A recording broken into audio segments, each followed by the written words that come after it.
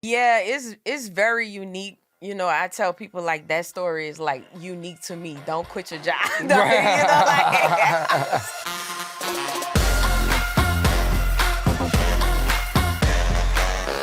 Hey guys, thanks for joining us today on the Elation podcast, where we enjoy exhilarating euphoria through creation and collaboration. Today we are here with Tavia Osbey. How are you?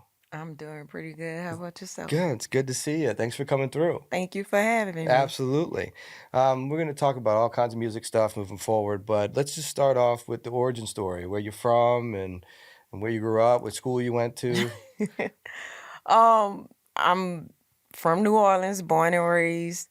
My youth years was spent in the Ninth Ward.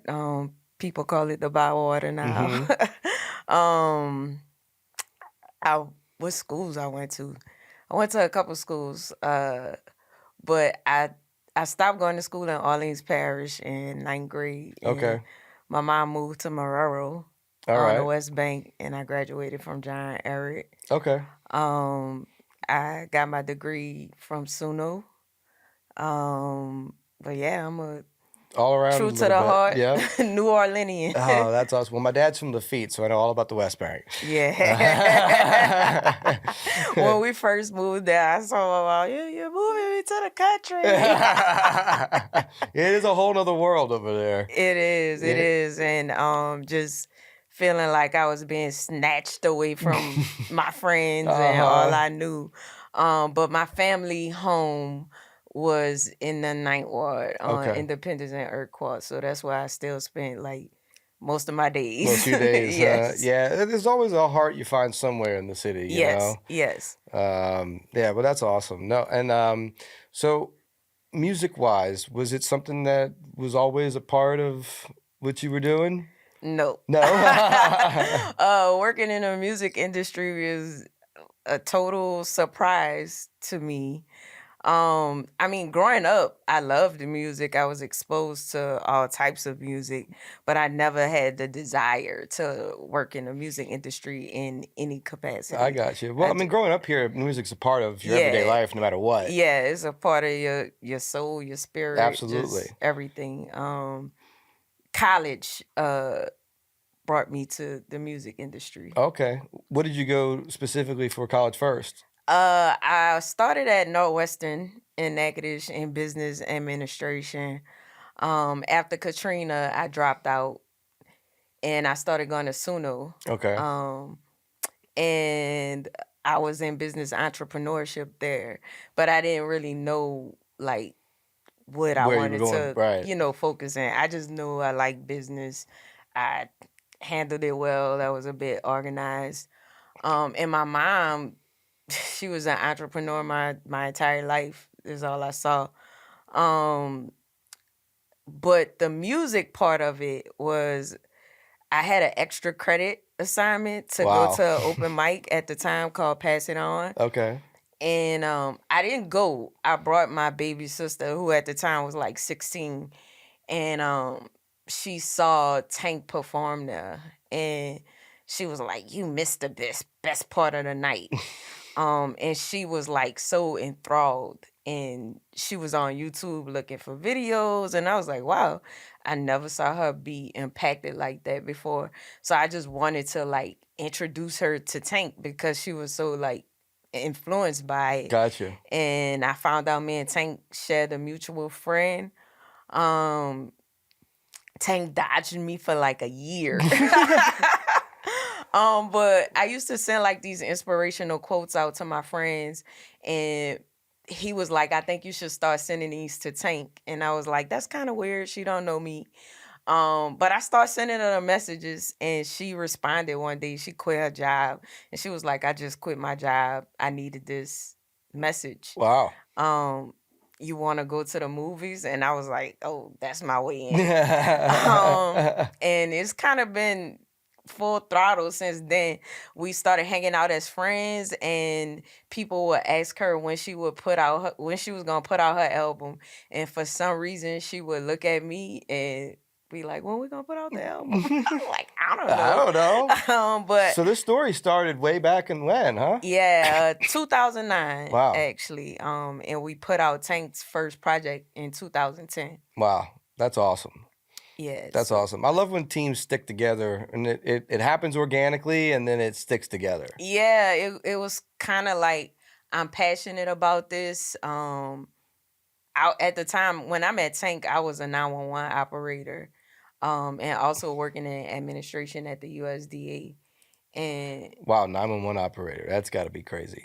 yeah, very, very. But I feel like it prepared me Oh, to work in I'm the sure a music lot. industry. Yeah. Because you're dealing with, I mean, you never know what kind of phone call you're going to get in the music industry. This is kind of the same thing with 911. Oh, you don't know what You kind have of no idea what's getting ready to come You through don't that know phone what kind- line. Yeah. And just also not knowing what type of phone call, but being able to remain calm, get all the valid information you need, and just all the things, be able to resolve quickly. Right. It was preparing me for who would think 911 is Right. preparing you to work in the music Right. industry. No, I But hear, yeah. I do credit the skill set there. It takes a special person. Yeah. It takes a special person because I can only imagine the type of legit phone calls you get and bullshit calls you get. Yeah. Because I'm sure there's a little bit of both. Yeah, it was definitely that way. Well, so did you ever do any music yourself or put anything out? No. No. You don't want to hear me sing. Now, what I do is like I make little. I'll sing about anything. You'll be like, "It's hot outside," and it's hot outside. Like I'll do something like that. But far as me like being able to sing, no. Or write music, no. Okay. That's not something I claim. So you're all business. Yeah, I'm all business. That's awesome.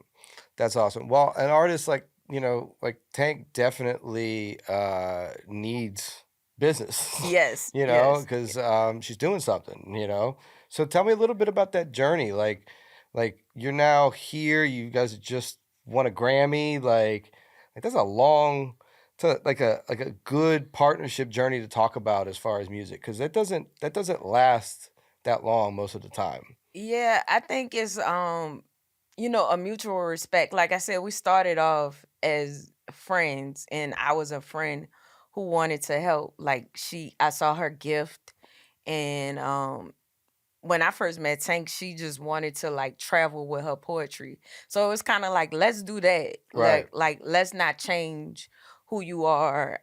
Even though I saw her like doing all of So you these saw it big immediately, things. yeah. Yeah, but I want to support what you want to do. Right. And that's why I think our friendship and business relationship has lasted so long, and we've been able to like separate the two. Her first project, we were both so passionate about it. It was all poetry and like what we call the mouth music. She make the melody with her mouth and like kind of create a melody, and then she speak the poem over it. And we put that out. We sold 500 tickets. We felt so accomplished. We hand delivered That's tickets awesome. to people, and then she was like, I want a band. It was like, well, okay, let's get a band get a band together. together. Then we found at the time the Black Star Bangas. We used to go to this open mic called Liberation Lounge, and that's how she that was her start to like performing with a band on a consistent basis. And we would be at the open mic every Sunday. So then we were like, well, let's see if people gonna be into this on the road. We started this collective called Liberated Soul Collective. And that went on for about 2 years. And then after that, it was just like Tank left with the band. And that's how Tank and the Bangers was born. And we've been going ever since, like creating our own opportunities. The first 7 years of the band being a band, I was kind of like doing all the booking, doing all the press, putting the tours together, helping put album packages together, just Wow. kind of You're the like glue. getting in the mud with them. You're the glue. That's what they say. Yeah. That's what they say. Yeah, doing all those little things that artists don't like doing. Right, right. That's the glue, the person that handles all that. Yeah, Because I always say like the manager gets the credit for everything that goes wrong, right. if that makes sense. Absolutely. Absolutely. Well, yeah, because you're the yes or no. Yeah, yeah. The artist isn't gonna go do it. Right, You gotta go right, do it. right. Yeah, and collecting the money. Artists never like doing that. Yeah. I mean, I get it though. Yeah. Like I don't want to run. I did my job. Like I don't want to have to run behind the promoter to be like, "Hey, where's my check?" Right, right. Well, I also feel like it's almost counterintuitive for your art, like to like that's why you're willing to do art for free is because necessarily you don't risk you already got paid because you got to do your art. Right, right. So that money, that byproduct is almost thought as secondary Yep. by artists. Yep. Yep. It really is. Because they're doing like when I met Tank, she's just like a young woman in college, passionate about her art form, her natural gift. And she wasn't like necessarily trying to make a bunch of money. That has never been her goal. Like I want to make a bunch of money, and then like something you love and you're passionate about turns into your livelihood. Right. And as an artist, it's great to have a good team because you don't want to lose the authenticity and what makes you so special, right, as and an original, artist working about the worrying about the business part. Right. Like I can never do what she does, and she always say I can never do what you do. Right, right. Yeah, no, and that makes a good partnership. Yeah, you balance off each other. Do you feel that it was tough being a woman in the space? Years ago, people used to ask me that question, and I never really like could grasp it because I was really in my own tunnel. I can only see this way. It wasn't really until we became known that I was like, oh, okay, so this is what people are talking about. Right. Or until I got business partners that was male and white, and people would rather talk to them than me, even knowing that I'm this band's manager. Right. That's when it got a bit weird to me, and that's when I realized, oh, like women aren't as respected as men just because we're women. Right. And that's weird, but I don't internalize it.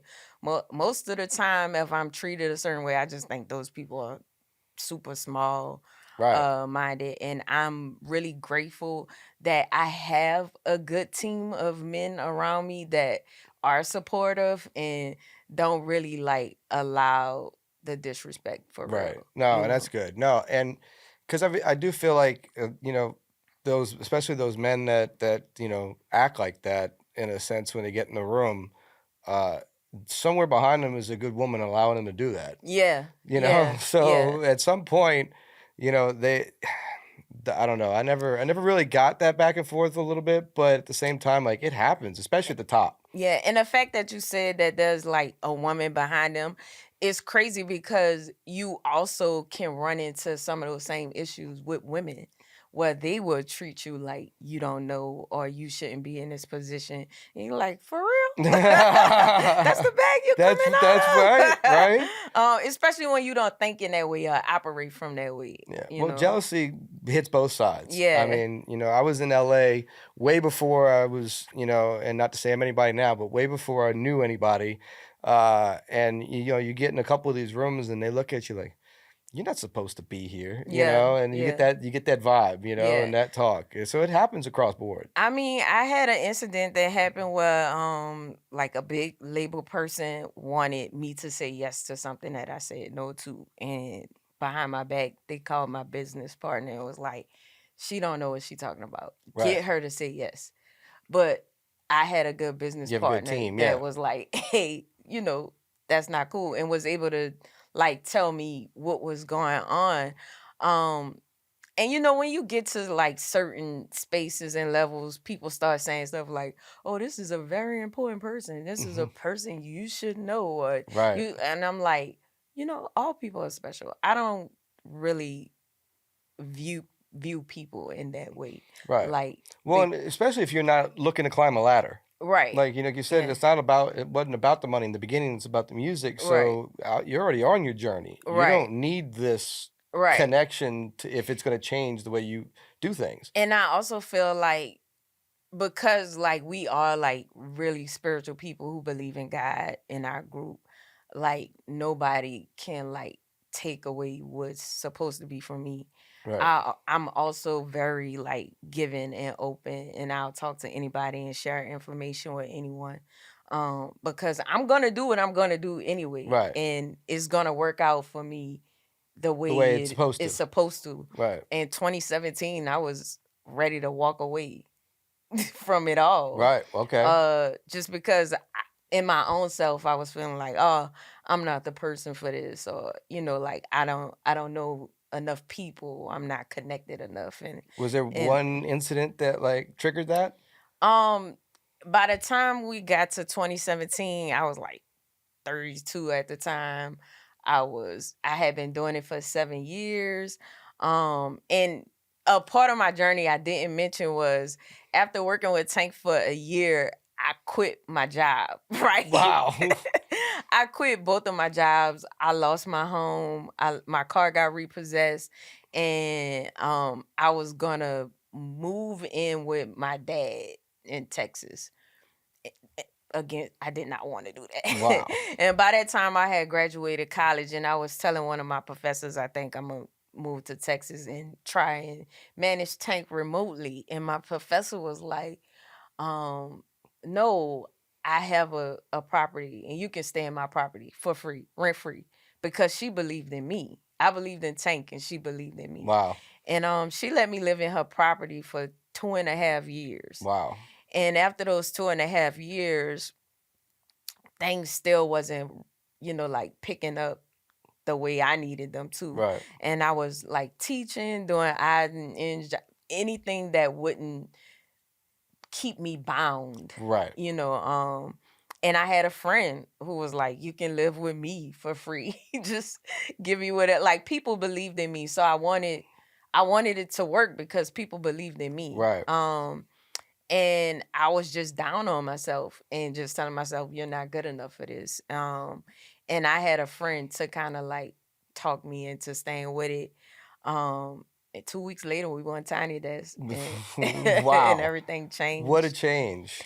In a way, I got them to do Tiny Desk because they didn't want to do it because it's a competition. Like, we don't want to spend money to, Right. I just put it on a calendar like it was a gig, and I said, Tank sent out wardrobe, and she sent out wardrobe.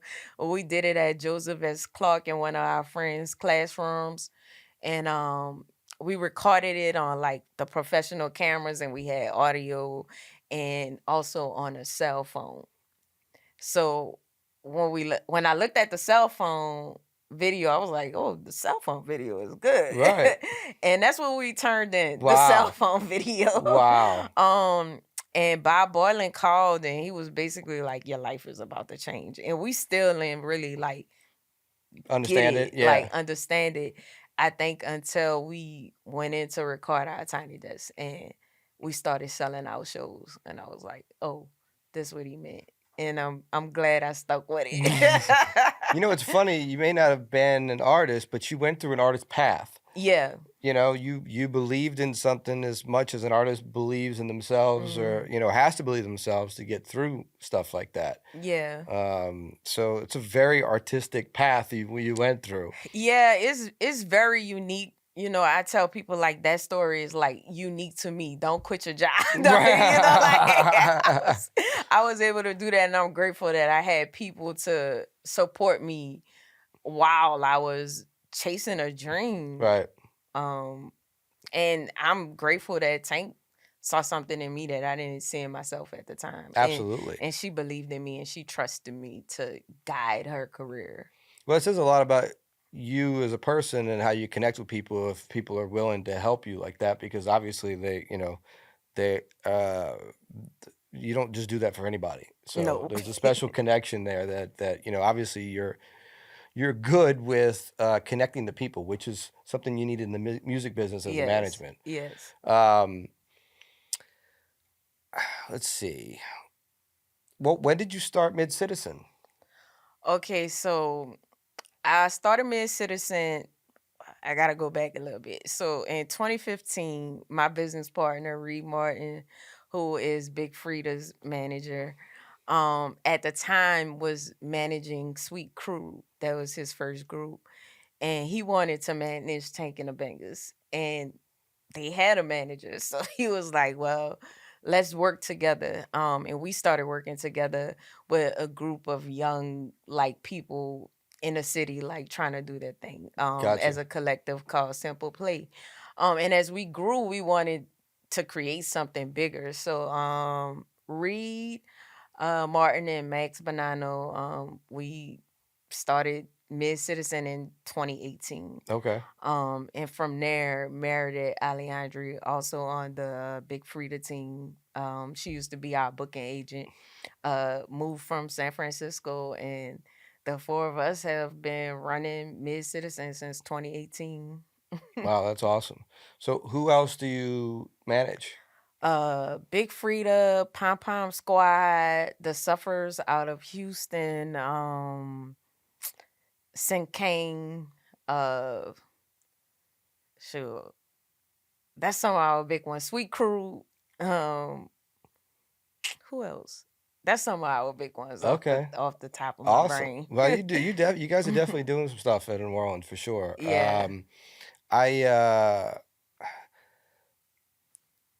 I guess let's talk a little bit about the UK and Europe and what's it like over there in touring, because it's different, isn't it? It's very different. Their respect for music is a big is like they listen different.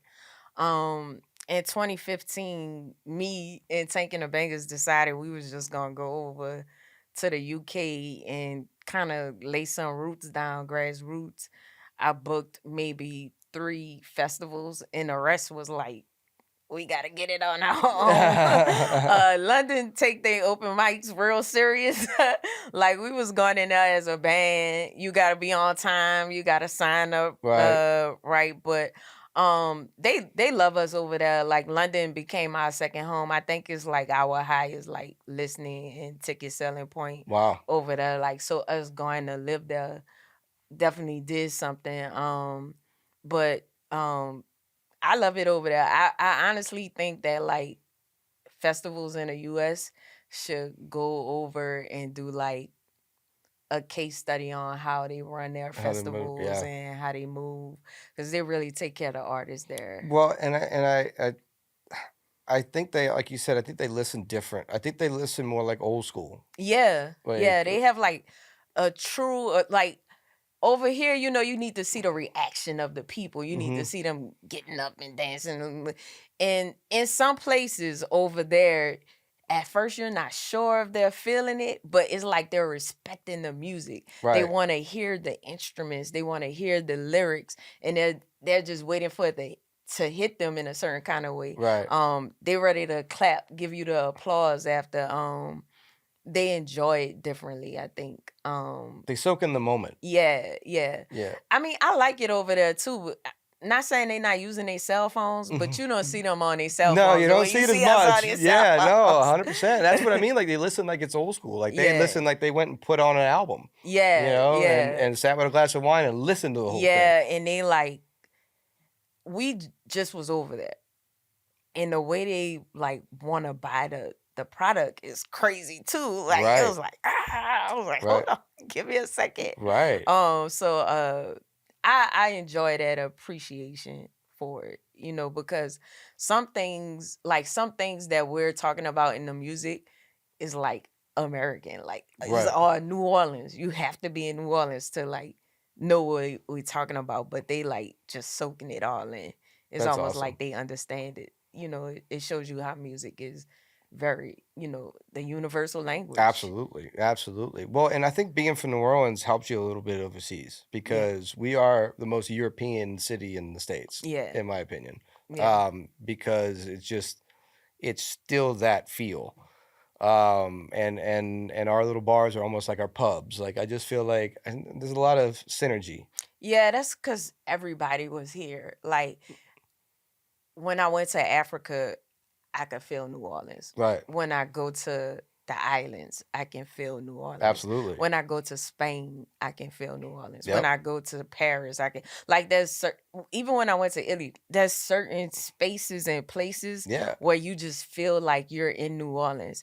I was in Paris eating red beans. You know, Wow. Wow. I in love like enjoying them. They were really good Wow. without meat. Wow. Wow. Wow. Yeah. Yeah, that is true. I feel like we definitely have a little bit of everything. I mean, my family spends about 6 months out the year in Dominican, and the Dominican culture is so close to us because of the Haitian, and and the food that they cook down there is very similar. Yeah. And I think that we don't talk about the Haitian influence here in New Orleans enough. Enough. Yeah, there's a lot. Yeah. I mean, Cajun French is basically. Yeah, Yeah. and Creole French. Yeah, Creole. My dad's dad, my grandfather, who died when I was 2, but he spoke Creole French. Mhm. So like, I don't know, and it's definitely been a part of the culture. I feel like it's been kind of pushed past Yeah. us a little bit. Yeah. But tell me a little bit about the Grammys and how that feels to be recognized from especially the spoken word type of situation.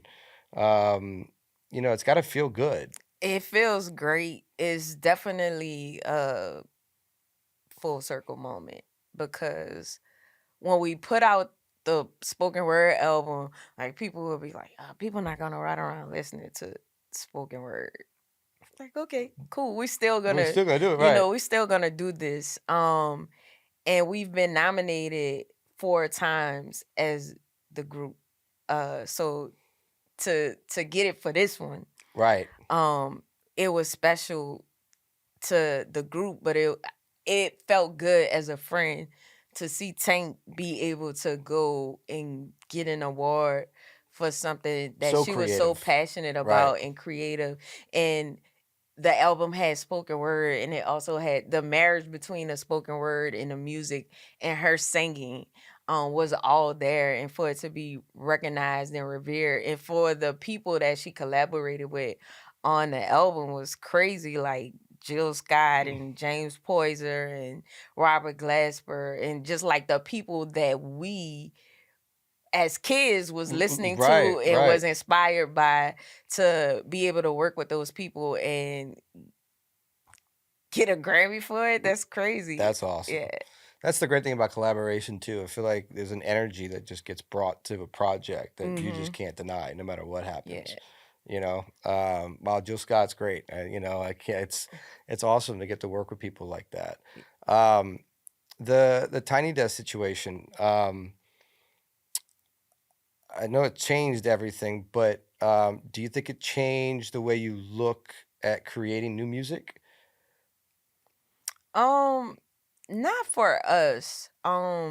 Which has been the beautiful thing. Like, I think we've been able to like tap into like all the different sides of Tank, which is what the Tiny Desk kind of displayed, like that she can sing, Right. that she can flow, that she's a spoken word artist. Like all of that was displayed on Tiny Desk, and I think we've done all of that in all the albums, Right. and that was like our viral moment. So people, tend, it's like the big moment, and people would think that's the moment you started working. Right. Well, You know? 100%. Yeah, they don't see the 15 years of work Yeah, to get yeah. to get They'll there. be like, "Oh yeah, Tiny Desk." Like, "Oh yeah, we was like going Yeah. 7 years before we got to the Tiny Desk point." I don't think it like pigeonholed us in a way where like Tank is just trying to stick to this one thing. Right. She's been very explorative with her music, and I like that about her.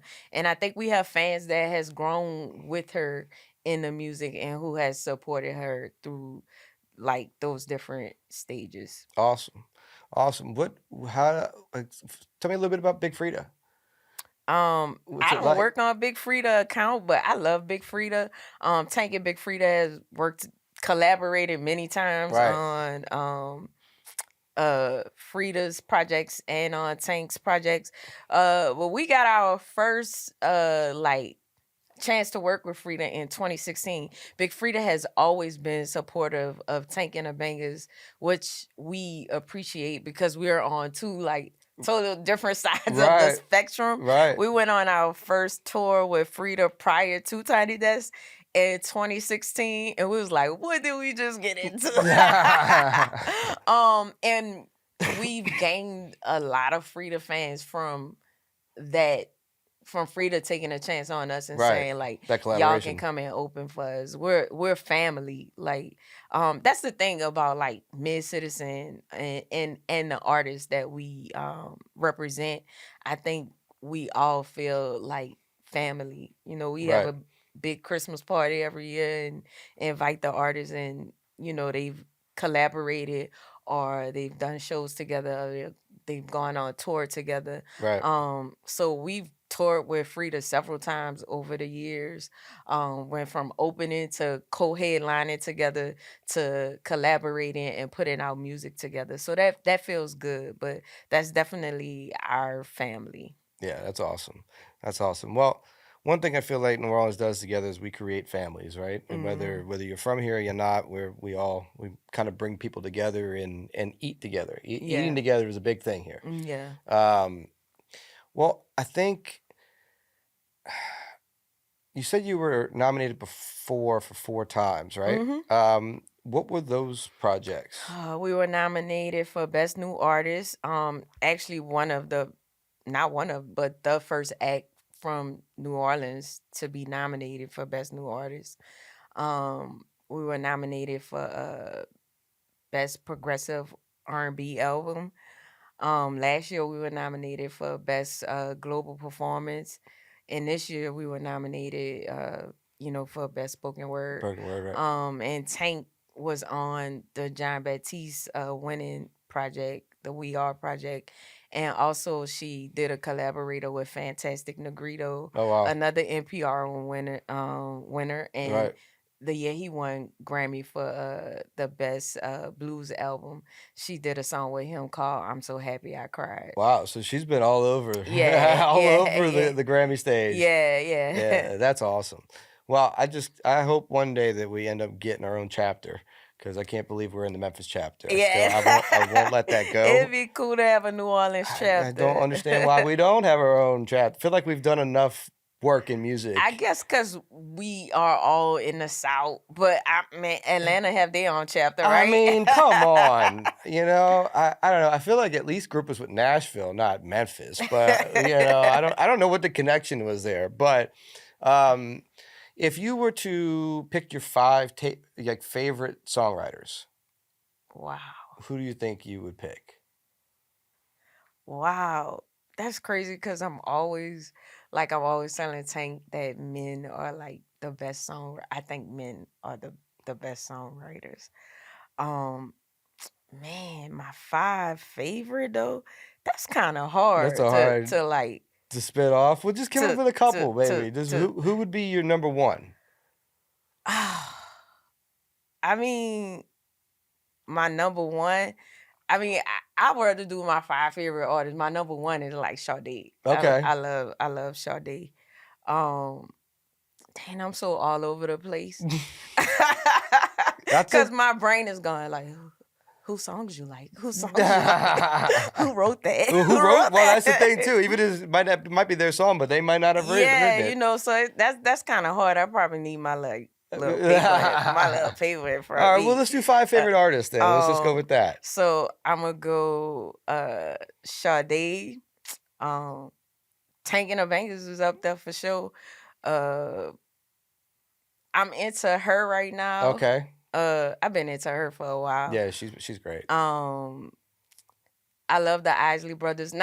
I love the songwriters like Ernie. Like the songs they wrote, right, is timeless. Yeah. the Isley Brothers is up there. I was a little girl, like really listening to the Really Isley listen. Brothers. Nina Simone. How many that is? That's 4. 4. Yeah, one more. And this is gonna be Stevie Wonder. Okay. Yeah. They're in my top 5. Oh, Stevie's amazing. It's hard to do a top 5. I know. Yeah. I know, especially when you love music so much. I mean, I don't know if I could pick 5. Now, Stevie will also be in my top 5 songwriters. Yes. Yes. And I don't think people understand how many songs he written that he didn't sing. Right. You know, right. there's a lot of songwriting Stevie did. Yeah. You know, I don't think he left the studio. I know he wrote for so many people. Yeah, and I mean, he was an amazing storyteller. So like, it didn't matter about his voice. Meaning, like, his voice was amazing, but the storytelling, the way he was able to tell stories, was just unbelievable. Yeah, that's why I like him as a songwriter, because I feel like I can close my eyes and like visually see what he's talking about. Absolutely, 100%. And that's a lost art form, if you ask me. Yes, it is. Very lost. Yeah. So, but all right. Well, that's great. Well, if you had to manage one artist in the world, who would it be? Tanking the Bangers. I knew that was coming. I mean, like, I've managed other artists. I was Alfred Banks' manager for a time. But I do believe in like quality over quantity, and it's a lot to be a manager. And if I'm gonna manage anybody, I do want it to be somebody that I'm passionate about, and that I can like give that attention to. And plus, I say like I'm a spiritual person, so if it's not spiritually moving me, I'm probably not gonna mess with it. Gotcha. So yeah. But I'm open to managing others. But if I only had to manage one, just pick Tank. I'm cool with Tank. That's awesome, man. That's awesome. Well, that's a good good view of a good team, because you just stick together. That's all you do. You know. Well, what brings elation to you in your life? I mean, family, friends, Growth. That's a good one. Yeah, like growth is a good one. Growth, like I'm constantly, how can I be better, do better, become better? Those are the things. That's awesome. Yeah, growth is a good answer. And as a manager, growth is a great it's a great answer for an artist to hear too. You know? Well, that's awesome. Well, tell everybody your socials and where we can find Midcitizen and your businesses and your artist, if you want to. Okay. Socials, Midcitizen is just how it sounds, Mid and then Citizen.